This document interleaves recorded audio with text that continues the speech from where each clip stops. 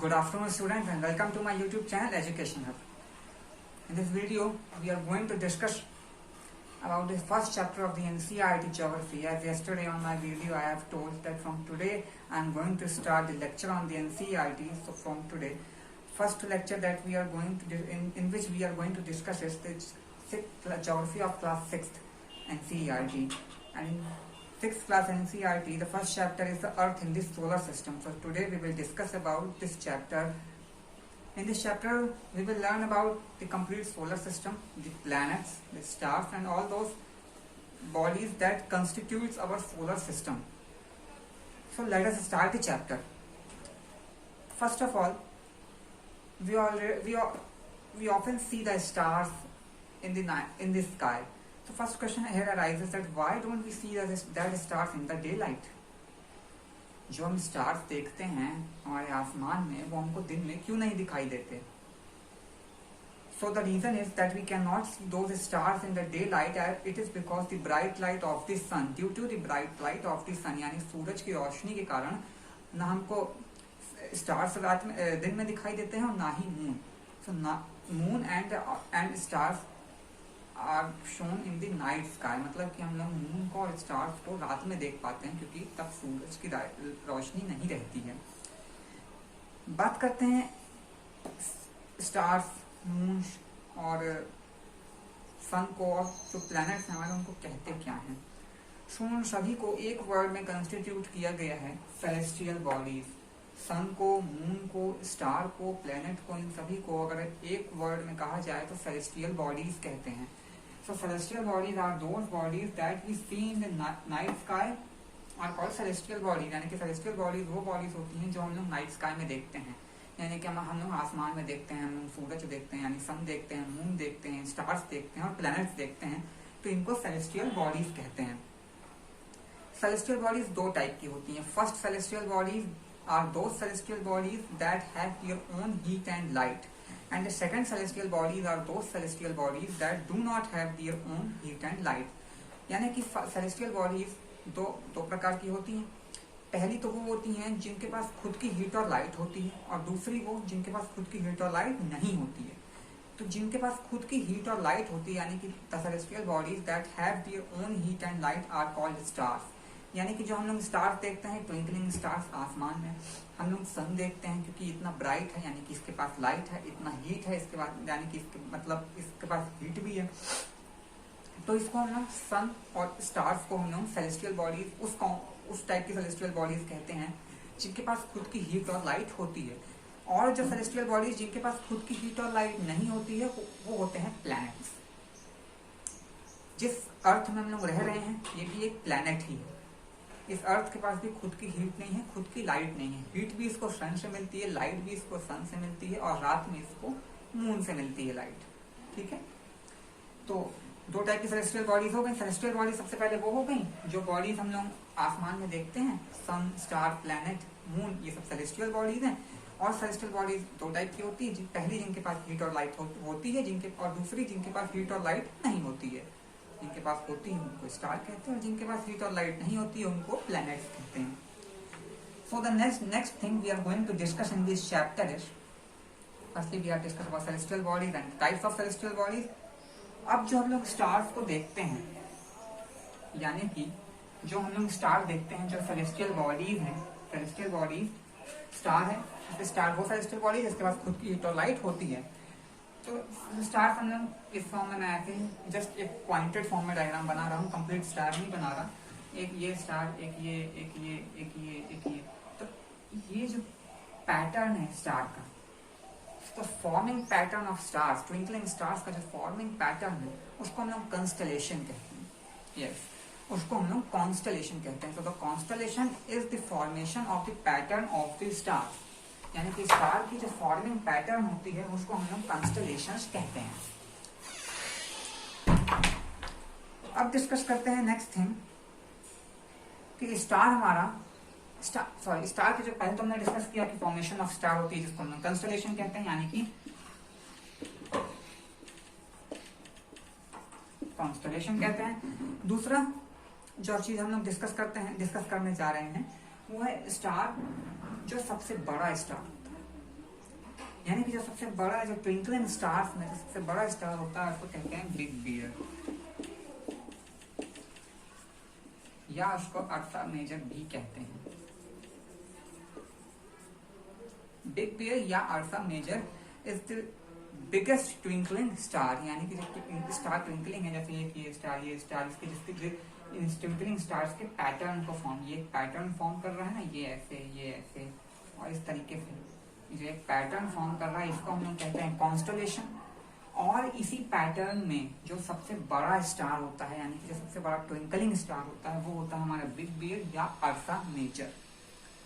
अब बात करते हैं जो सबसे इजीली रिकॉग्नाइजेबल स्टार होता है, जो हम लोग देख सकते हैं, जैसे स्टार को खड़े होकर के बिना टेलीस्कोप से जो देख सकते हैं, वो स्टार होता है हमारा सप्तऋषि या पोलर स्टार। सबसे बड़ा स्टार बिग बियर, सबसे इजीली रिकॉग्नाइजेबल स्टार है वो है हमारा सप्तऋषि, या इसको हम लोग पोलर स्टार भी कहते हैं। इस स्टार के जो इम्पोर्टेंस है वो एंशिएंट पीरियड में बहुत थी। एंशिएंट पीरियड में यानी पुराने समय के लोग जो होते थे वो डायरेक्शन इसी से देखते थे, पोलर स्टार की मदद से। वो इसलिए क्योंकि जो पोलर स्टार की जो पोजीशन होती है स्काई में वो फिक्स्ड रहती है। ये पोलर स्टार हमारा नॉर्थ डायरेक्शन में, ये हमारा नॉर्थ डायरेक्शन में फिक्स रहता है, इसकी पोजीशन कभी डिसबैलेंस नहीं होती, ये नॉर्थ से साउथ नहीं होता, ये नॉर्थ में ही रहता है। तो इस स्टार की मदद से जब हमारे एंशिएंट पीरियड में जब हमारे पास कंपास नहीं थे, तब इस स्टार यानी जो नॉर्थ स्टार, इसकी मदद से बाकी सारे डायरेक्शंस का पता लगाते थे। इसलिए इस स्टार की बहुत इंपॉर्टेंस है, और ये सबसे इजीली रिकॉग्नाइजेबल स्टार भी है, क्योंकि सबसे बड़ा स्टार तो बिग बियर है, ये तो दिखता नहीं है लेकिन ये दिख जाता है इसलिए, और इसकी पोजीशन भी फिक्स रहती है, ये नॉर्थ में हमेशा फिक्स रहता है। तो पहला हो गया, सबसे बड़ा हो गया हमारा बिग बियर, और दूसरा छोटा हो गया हमारा पोलर। सप्तऋषि इसे इसलिए कहते हैं क्योंकि ये 7 स्टार का ग्रुप होता है। जो पैटर्न है फॉर्मेशन के स्टार को, जिसको हम कंस्टलेशन कहते हैं, इसी पैटर्न में 7 स्टार्स का ग्रुप होता है, जिसको हम सप्तऋषि कहते हैं। तो सप्तऋषि को पोलर स्टार, एक इसका इंग्लिश नेम है क्योंकि सप्तऋषि हिंदी नेम है, पोलर स्टार इसका इंग्लिश नेम है, और क्योंकि ये नॉर्थ डायरेक्शन में रहता है, पोजीशन फिक्स रहती है इसकी नॉर्थ में, इसलिए इसको नॉर्थ स्टार भी कहते हैं। बात हो गई हमारी स्टार्स के बारे में। इसके पहले हमने बात की सेलेस्टियल बॉडीज के बारे में, जो कि हमारी सन, मून, स्टार, प्लैनेट्स होते हैं। बात की हमने स्टार्स के फॉर्मेशन की, फॉर्मिंग पैटर्न की, जिसको हम कंस्टलेशन कहते हैं। उसी पैटर्न का जो सबसे बड़ा स्टार है वो हमारा बिग बियर, और सबसे जो छोटा स्टार है, यानी कि सबसे easily recognise, easily recognisable star है, जो हमारे दिख जाता है बिना टेलीस्कोप से, हमारी आंखों से जो दिख जाता है वो हमारा सप्तऋषि, यानी कि इंग्लिश में पोलर स्टार। नॉर्थ डायरेक्शन इसलिए इसको कहते हैं क्योंकि ये नॉर्थ में फिक्स रहता है। अब चलते हैं आगे। जो नेक्स्ट टॉपिक हम लोग डिस्कस करने वाले हैं वो है सोलर सिस्टम, क्योंकि हम चैप्टर ही पढ़ रहे हैं solar system, the earth in the solar system. So in the solar system is the constitutes of solar system constitutes of the stars, the planets, the sun and the moon. So solar system जो होता है वो हमारे सन, moon, star, planet से बनता है, यानी कि कह सकते हैं सोलर सिस्टम में हमारे सेलेस्टियल बॉडीज होती हैं। ठीक है, सेलेस्टियल बॉडीज होती हैं। सेलेस्टियल बॉडीज वो होती हैं जो हमें नाइट स्काई में दिखती हैं, जैसे कि सन, मून, स्टार, प्लैनेट, ये हमारी सेलेस्टियल बॉडीज है। इन्हीं को कंस्टिट्यूट करके हमारा सोलर सिस्टम बनता है। हमारे सोलर सिस्टम में बात की हमने सन, अब बात करते हैं सन के बारे में। यहाँ तक हम लोगों ने डिस्कस कर लिया। अब जो नेक्स्ट टॉपिक है हमारा वो सन के बारे में है। सन जो कि हमारा सोलर सिस्टम का हेड होता है। सन को हम सोलर सिस्टम का हेड कहते हैं क्योंकि इट इज बिगेस्ट स्टार। सन भी एक स्टार है क्योंकि इसके पास अपनी खुद की हीट और लाइट है उसको, क्योंकि ये सेलेस्टियल बॉडी, जैसे कि सेलेस्टियल बॉडी 2 टाइप की होती हैं, उसमें पहली टाइप में इसके पास हीट और लाइट खुद की होती है, वो है हमारा सन। सन सबसे हॉटेस्ट स्टार है और सबसे बिगेस्ट भी और सबसे गर्म स्टार भी है, यानी सबसे हॉटेस्ट है, सबसे बिगेस्ट है, सबसे ब्राइटेस्ट है, जिस कारण से अर्थ में लाइट है सन के कारण से है। सन की डिस्टेंस को अगर हम मेजर करें अर्थ से सन हमारा कितनी दूर है, तो वो है हमारा 150 मिलियन किलोमीटर। 150 मिलियन किलोमीटर दूर है हमारा सन अर्थ से। तो अब आप मेजर कर लीजिए, जब इतनी दूर होने के कारण बाद भी इतनी लाइट है, इतनी गर्मी है, तो आप सोचिए जैसे जैसे आप सन के और करीब जाएंगे तो कितनी और कितना हॉट होगा। आज तक सन पर कोई जा नहीं पा रहा है। अब बात करते हैं हम लोग 9 प्लैनेट्स के बारे में। 9 प्लैनेट्स होते हैं। प्लैनेट्स भी हमारी सेलेस्टियल बॉडीज होती हैं जिनके पास खुद की हीट और लाइट नहीं होती है। ऐसी सेलेस्टियल बॉडी को हम लोग कहते हैं प्लैनेट्स जिनके पास खुद की हीट और लाइट नहीं होती है। तो प्लैनेट्स हमारे 9 होते हैं, 9 प्लैनेट्स होते हैं। इनको जो ट्रिक है जो लर्न करने की, पहले मैं बताता हूँ, ट्रिक लिख देता हूँ, उसका मैं उसमें से बताऊंगा कि कौन 9 प्लैनेट्स के नाम।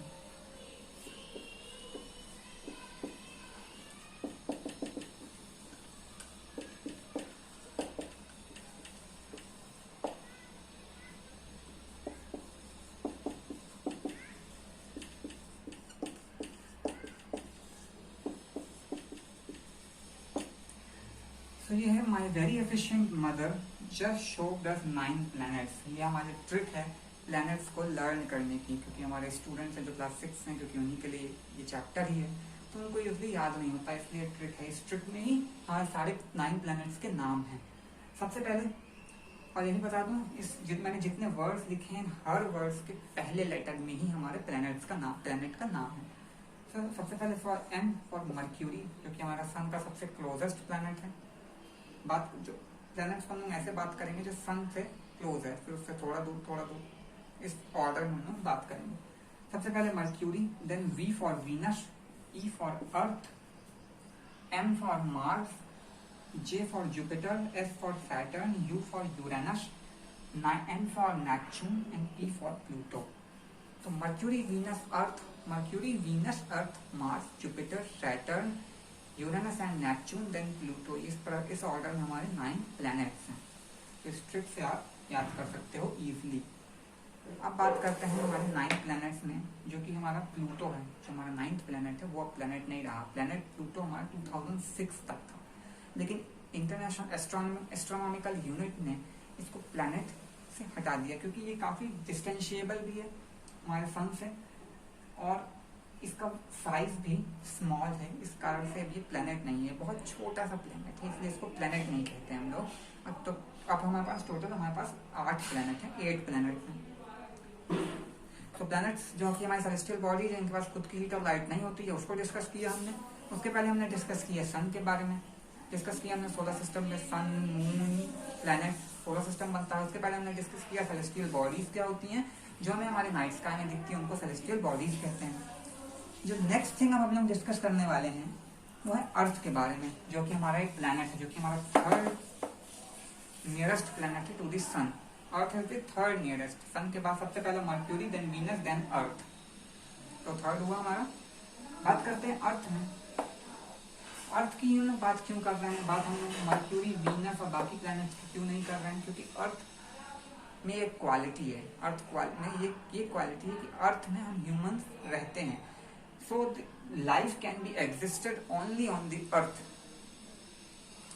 When we talk about our 9 planets, or we can say when we talk about our 8 planets, we can live only in the earth. हम लोग मार्स में नहीं रह सकते, वीनस में नहीं रह सकते, और किसी प्लैनेट में नहीं रह सकते, केवल अर्थ में रह सकते हैं, क्योंकि अर्थ में वाटर है, ऑक्सीजन है और सूटेबल इन्वायरमेंट है। बाकी और किसी प्लैनेट में इन्वायरमेंट नहीं है। मार्स में आप रह सकते हो इतनी गर्मी में, जो सबसे क्लोजेस्ट है सन के। अर्थ में तो जून जुलाई में रह नहीं पाते, मर्क्यूरी और वीनस में कैसे रहेंगे। और बाकी जो प्लैनेट हैं इनमें ना ऑक्सीजन है ना वाटर है, इसलिए इसमें लाइफ एग्जिस्ट नहीं है। बिना पानी के आप किसी प्लैनेट में रह सकते हो? नहीं रह सकते, केवल अर्थ में ही लाइफ एग्जिस्ट है। बात की हमने अर्थ की, कैसे अर्थ में लाइफ एग्जिस्ट है। अब बात करते हैं हम लोग मून की। सबसे पहले हम लोगों ने सेलेस्टियल बॉडीज टॉपिक के स्टार्टिंग में हम लोगों ने डिस्कस किया था कि सेलेस्टियल बॉडीज क्या होती हैं, जो हम लोगों को स्काई में दिखती हैं, यानी कि सन दिखता है, मून दिखता है, स्टार दिखता है। प्लैनेट तो दिखते नहीं हैं, टेलीस्कोप से देख सकते हैं, ऐसे नॉर्मल नहीं दिखते। बाकी सन और स्टार को देख सकते हो, लेकिन ये सारी चीज़ों को हम लोग सेलेस्टियल बॉडीज कहते हैं। तो उसी सेलेस्टियल बॉडीज में से एक सेलेस्टियल बॉडी है हमारी मून। मून हमारी अर्थ की सैटेलाइट है। हमारे 9 प्लैनेट्स हैं, या कहें 8 प्लैनेट हैं, 8 प्लैनेट्स हैं, इन सभी के पास अपनी अपनी सैटेलाइट है। जैसे कि प्लैनेट्स सन के चारों तरफ रिवॉल्व करते हैं, मतलब जैसे कि ये सन है, इसके चारों तरफ प्लैनेट्स रिवॉल्व करते हैं, एक ऑर्बिट में, एक पाथ है, इस रास्ते में ऐसे ऐसे रिवॉल्व करते हैं, तो इस पाथ को हम लोग ऑर्बिट कहते हैं।